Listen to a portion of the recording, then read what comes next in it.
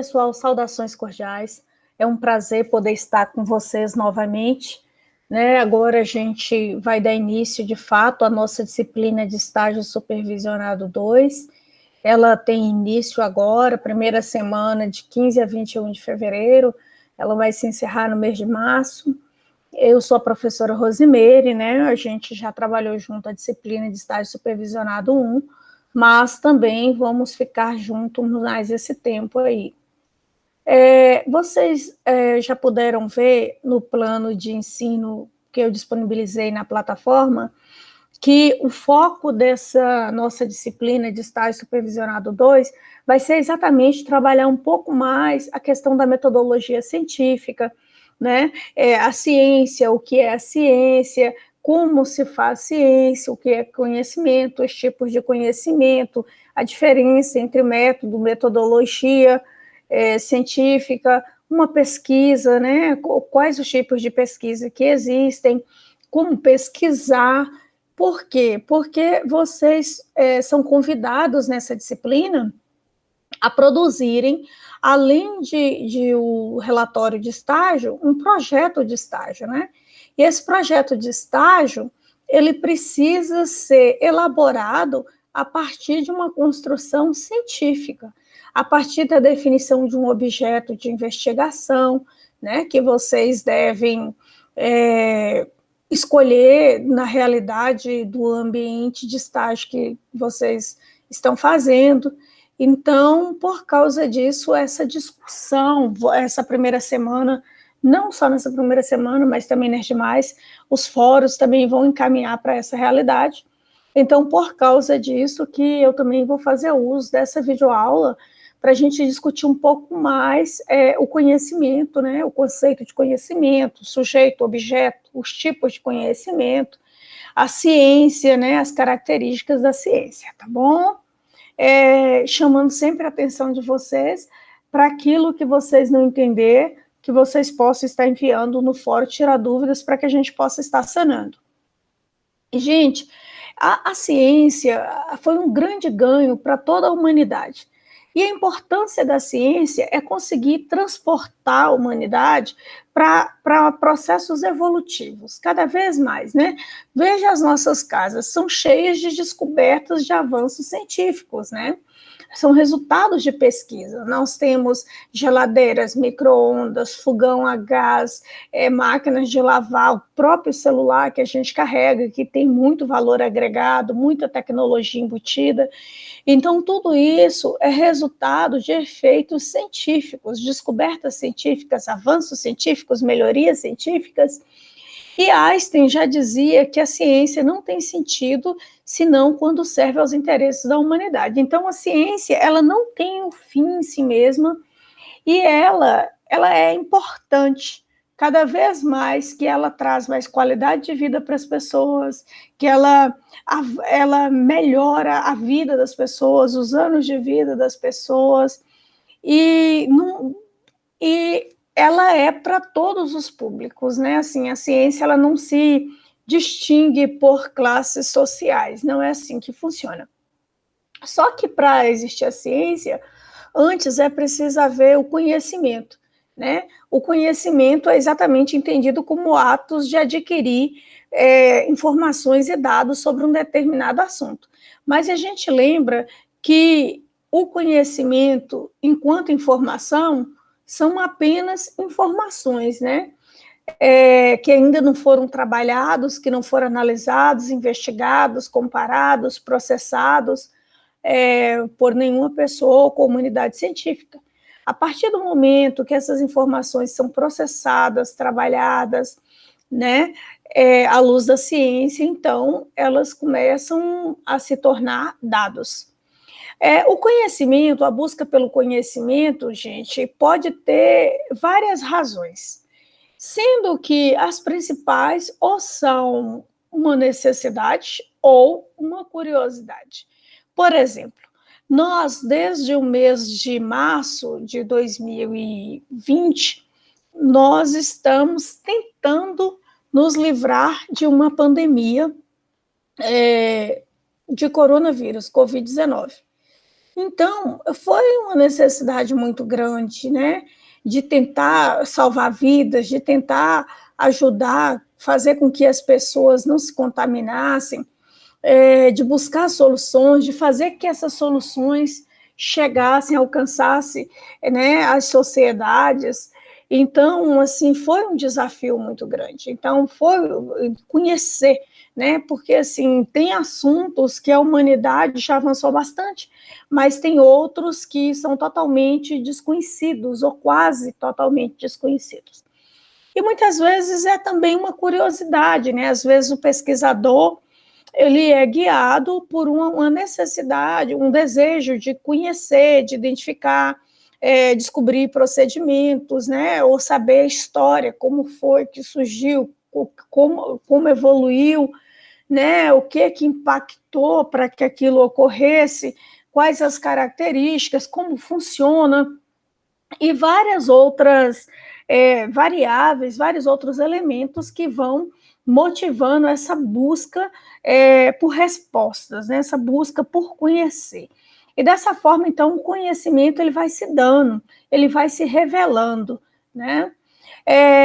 Barros e Lelfd, eles dizem, né, porque é uma obra nova de 2000, que o conhecimento é um processo de reflexão crítica cujo objetivo é o desvelamento de um objeto. Veja só, não existe conhecimento, descoberta de conhecimento, estruturação, elaboração de conhecimento sem o aspecto crítico. Se nós aceitarmos as coisas como elas chegam a nós, sem nenhuma investigação, sem nenhum questionamento, sem o desejo de querer saber algo mais, o porquê, simplesmente o conhecimento ele vai ficar estagnado, né? Quando vocês vêm para um curso de bacharelado em administração pública, com certeza vocês estão buscando ampliar o rol de conhecimento que vocês já possuem. E cada disciplina que vocês foram cursando trouxe para vocês novos conhecimentos, apresentou para vocês áreas diferentes de conhecimento, e tudo isso, com certeza, agregou um saber a vocês, né? Talvez alguns de vocês conseguiram aprender mais enquanto o tutor estava lá, né, ministrando um fórum, um chat, um webinário, mas às vezes foi quando vocês voltaram para os seus ambientes de trabalho, para as suas famílias, para as suas cidades, para os seus bairros, que esse conhecimento foi se consolidando a partir de outras realidades que vocês foram encontrando e confrontando. E esse conhecimento, gente, para que haja de fato essa descoberta, para que haja esse aprofundamento, né, é preciso que se tenha um sujeito e um objeto. Quando a gente fala em sujeito, nós estamos falando de pessoas entusiastas, de pessoas comprometidas, de pessoas com disponibilidade, com interesse para poder investigar, aprofundar alguma questão, seja uma questão nova que ninguém ainda olhou, que ninguém investigou, seja algo que já foi pensado, já foi processado, mas porque assim, a gente tem sempre parte do pressuposto que o conhecimento ele não está acabado, entendeu? Então, assim, há sempre novas possibilidades, novas descobertas a serem feitas. E por causa disso, é muito importante se definir qual vai ser o objeto de investigação, né? O que vai se olhar, qual fenômeno, né? Qual produto, qual acontecimento que vai ser investigado. Há pouco nós falávamos do esforço da sociedade para poder superar, né, o coronavírus, Covid-19 especificamente, dentro da família do coronavírus. Então, de repente, um objeto de investigação possa ser, por exemplo, o impacto, né, do coronavírus, do Covid-19, sobre as suas cidades. E quando a gente fala no impacto, pode ser na área da saúde, pode ser na área da economia, né? pode ser no aspecto da geração de emprego e renda, pode ser no aspecto da tecnologia, pode ser em mais de um dessas variáveis juntas. Então, por exemplo, qual o impacto do coronavírus sobre os pequenos negócios de Buritizeiro, né? Isso é uma investigação muito séria. Muitas empresas fecharam. Quais segmentos que foram mais atingidos? O que os empresários fizeram para poder superar a crise, né? Para sofrer menos a crise, para que o índice de mortalidade das empresas não crescesse tanto, né? E como vocês são estudantes da administração pública, um aspecto muito importante, um fenômeno muito legal, um acontecimento bom de se olhar, por exemplo, quais as políticas públicas do governo Bolsonaro para o enfrentamento do coronavírus. Para quais áreas essas políticas foram destinadas e quais os impactos que elas causaram, né?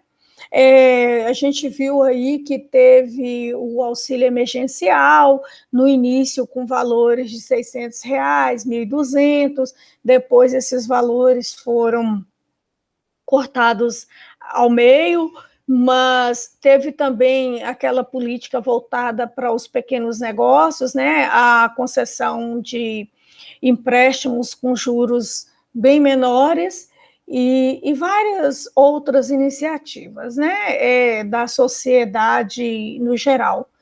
Então, assim, tudo isso, gente, é objeto de investigação, tá entendendo? Quantas pessoas ficaram desempregadas, né? Por exemplo, se você olha a indústria da sua cidade, se você olha o comércio, como ficou esse desemprego no coronavírus? Foram mais homens, foram mais mulheres que ficaram desempregadas? Teve algum segmento que chegou a empregar mais ou menos? Como é que está sendo essa volta, né? Agora que a gente já está superando essa pandemia, então como é que está sendo novamente essa volta? Qual a área que já está mais aquecida? E assim, como vocês também precisam fazer um trabalho dentro, né, para poder elaborar o relatório de estágio de vocês precisam, para poder elaborar o projeto de estágio de vocês também precisam criar e ver um objeto, né, uma situação, um fenômeno, um acontecimento que vocês desejam investigar aí dentro da área onde vocês fazem estágio, né? Então, assim, nessa realidade aí, qual o fenômeno que vocês querem investigar, né? Quem é que o órgão onde vocês estão estagiando atende, como atende, quem são as pessoas atendidas, como é que está esse atendimento agora com a questão da pandemia, o que contribuiu, o que dificultou, né, com esse atendimento, essa prestação de serviço. Então, assim, são situações, né, são objetos que podem estar sendo avaliados. Gente, quando a gente fala que o conhecimento ele depende do sujeito e do objeto, a gente quer dizer que essa relação, né, entre o sujeito e o objeto, essa busca do sujeito por respostas em relação ao objeto que ele estabeleceu para ser investigado, é que dá início a uma pesquisa, né? As pesquisas científicas, elas nascem assim. Vocês escolhem um objeto para estudo, a partir da escolha desse objeto, vocês criam uma pergunta que vocês desejam responder, é o que a gente chama de questão-problema, e em torno dela vocês vão conduzir toda a pesquisa de vocês, porque vocês vão buscar dar respostas, né, para o fenômeno que vocês estão investigando, para a situação que vocês escolheram, identificaram, e assim se conduz a pesquisa, se conduz a investigação. Quando eu digo que é importante criar uma questão-problema acerca do objeto que vocês desejam investigar, é porque, gente, o conhecimento ele não acontece sem ser problematizado. Vocês, eu, nós, a gente precisa problematizar o mundo que a gente vive, a realidade que a gente vive. entendeu? Então, assim, nós precisamos, quando a gente fala em problematizar, a gente está falando em questionar, em fazer perguntas, em querer saber os porquês, os como, entendeu? Então, assim, são questões que precisam estar sendo olhadas. Quando a gente fala do conhecimento e da construção do conhecimento, é preciso termos claro que existem tipos diferentes de conhecimento, né? Por muitos anos, e ainda nos nossos dias, a sociedade se conduziu por o conhecimento popular ou empírico. Quando a gente escuta falar em conhecimento popular, a gente pode lembrar dos ensinamentos dos nossos avós, né? Aquele ensinamento relacionado à tradição que vinha passando, né, de pai para filho, de geração em geração, e esse é o que a gente chama de conhecimento popular. No entanto, existem outros tipos de conhecimento, né? Tem o conhecimento religioso, tem o conhecimento filosófico, tem o conhecimento científico.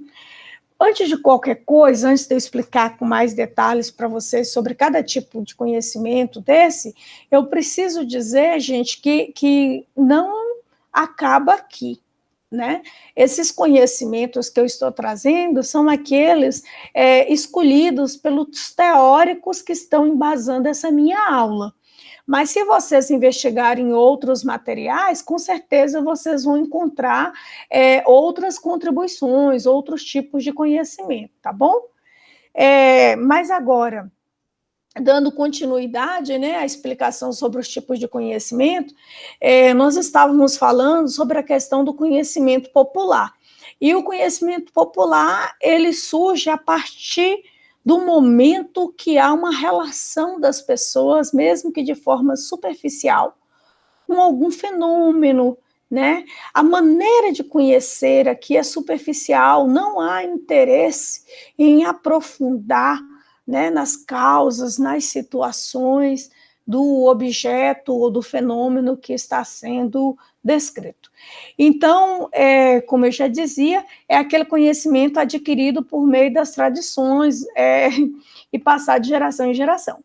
Quantas vezes, por exemplo, sua família, seus amigos estão comemorando seu aniversário e na hora de apagar a velhinha, alguém fala assim, já fez o pedido? Né? Então, assim, é uma tradição você fazer o pedido antes de apagar a velhinha. É um conhecimento popular, não significa, não tem nada comprovado que o que você pedir ali vai acontecer, né? Com certeza, se você for se você for rememorar os tantos pedidos que você já fez na hora de pagar a velhinha, você vai ver que provavelmente boa parte deles não se realizaram, né? Não se concretizou. Mas você com certeza ainda continua fazendo algum pedido antes de apagar a velhinha. Então, assim, o conhecimento popular empírico, gente, como eu já disse, ele é superficial. Muitas vezes vocês vão ouvir as pessoas falando assim, mas porque falaram, disseram isso, todo mundo está falando, né? Quando vem com todo mundo está falando, aí você já sabe que a ciência passou um tanto distante. É um conhecimento, uma outra característica é sensitivo, né? Refere-se às vivências, aos estados de ânimos, às emoções da vida diária das pessoas. Então, assim, é aquilo que elas têm de experiência. E não significa que seja a mais acertada. Eu me lembro, por exemplo, que o meu avô falava assim, quando tem um círculo muito perto da Lua, significa que a chuva está próxima. Eu já vi tanto círculo em torno da Lua e a gente continuar no calor, entendeu? E não caiu nada. Mas aquilo ali, nossa, meu avô que foi neto ainda meu avô que passou por Quilombo, a mãe passou por Quilombo e tudo mais. Então ali era maneira, né, que eles tinham de ver, de analisar os fenômenos da natureza, né? Também a gente percebe, a gente entende que é um conhecimento subjetivo, então, assim, depende muito de sujeito por sujeito. Às vezes, até mesmo pelo costume, pelo hábito, quando se muda de região, Quando se muda de classe social, as formas de ver, de perceber, serão afetadas, serão diferenciadas. É sistemático, né? Então, assim, a organização da experiência não visa uma sistematização das ideias e da forma de adquiri-las e nem a tentativa de validar. Então, ninguém aqui está buscando ser dono da verdade, né? Eu vi, eu senti, eu experimentei, eu soube, me disseram, mas eu não vou tomar nota, aconteceu que dia, que hora, de que forma, da maneira como aconteceu comigo, aconteceu com você, com ela, com ele. Não, né? Não há esse interesse, essa dedicação em investigar esses aspectos. Uma outra forma de conhecimento muito usual também, independentemente de tempos, é o conhecimento religioso, né? O conhecimento teológico. Quando a gente fala em teologia, a gente lembra logo de tel, né? Tel, que é esse prefixo grego, né? Que significa Deus, e o logos, que é um tratado, uma discussão. Então, a teologia é uma discussão, é um tratado sobre Deus. E esse conhecimento científico, esse conhecimento teológico, ele está muito relacionado com a questão da fé, né? E as crenças divinas. Então, gente, é o seguinte: quando a gente fala que é um conhecimento religioso e teológico, significa que ele, para quem crê, para quem segue aquela fé, para quem segue aquela crença, apresenta verdades indiscutíveis e infalíveis, né? Então, assim, o que fundamenta, o que faz perdurar, permanecer, o que faz um conhecimento religioso passar de anos em anos, de séculos em séculos, é exatamente a tradição, a fé, né? Que são essas vivências pessoais de cada um. Na minha condição de católica, apostólica e romana, eu, Rosemary, eu tenho vários conhecimentos religiosos, científicos. Por exemplo, as orações, Pai Nosso, Ave Maria, Salve Rainha, né, o Credo e várias outras, para cada santo. Todo dia tem um santo. Eu acredito, Rosemary, por eu ser católica, apostólica e romana, que o Papa tem uma verdade indissolúvel, infalível, que Jesus nasceu de Maria, e Maria era virgem, e Maria não teve outros filhos.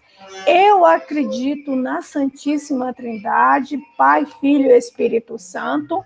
Vocês estão me entendendo? Eu acredito nos sacramentos, Eucaristia, batismo, crisma, matrimônio, confissão, são verdades teológicas, teologais.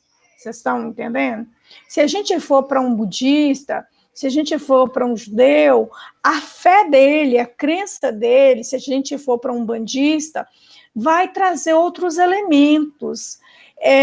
Mas o importante aqui é exatamente as pessoas terem uma crença. Não importa qual seja, o importante é elas terem uma crença, porque a partir dessa crença elas ressignificam a vida. Agora, existem também os conhecimentos filosóficos.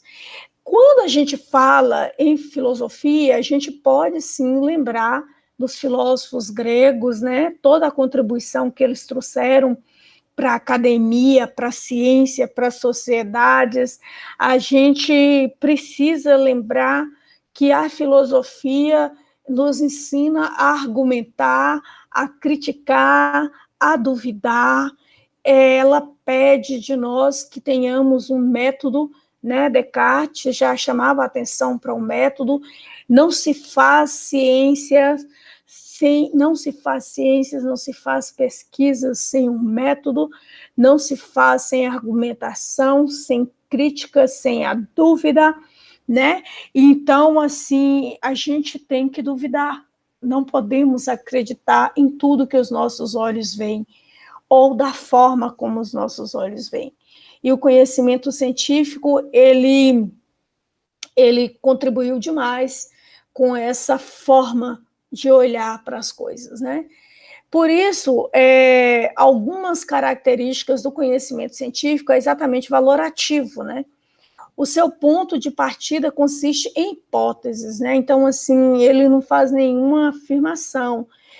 Pode ser que seja, pode ser que não, né? Então, assim, uma das minhas hipóteses é que houve um aumento do número de mortalidades das micro e pequenas empresas, trazendo para a nossa área da administração, né, gente?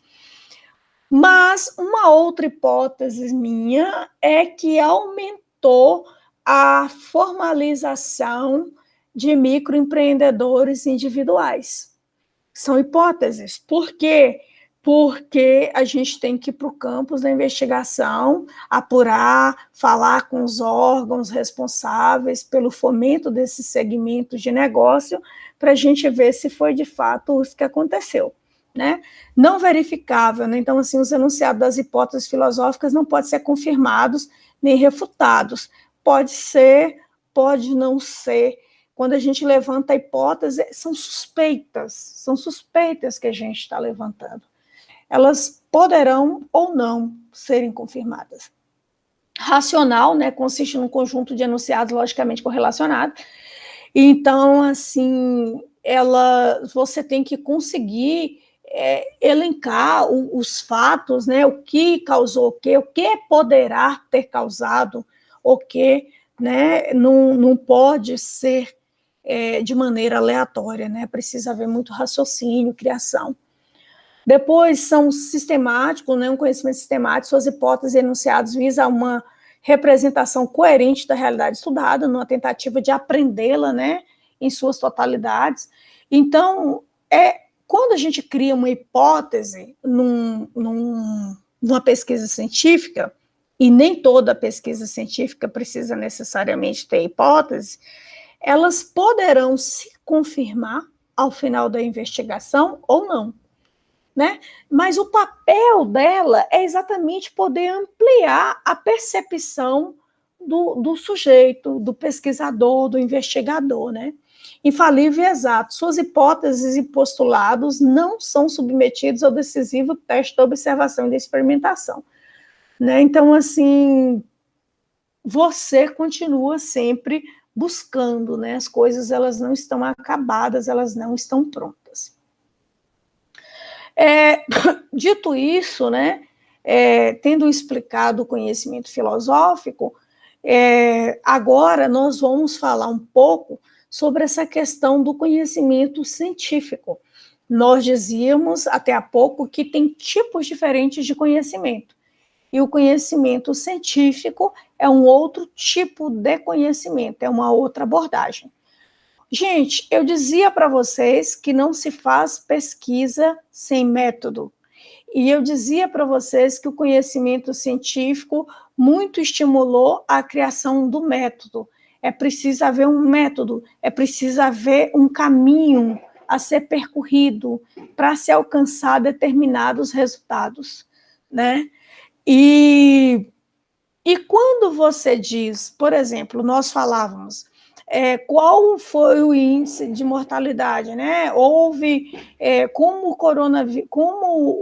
a pandemia impactou sobre os pequenos negócios, ou quais os impactos da política de enfrentamento do governo Bolsonaro no começo da minha região, por exemplo.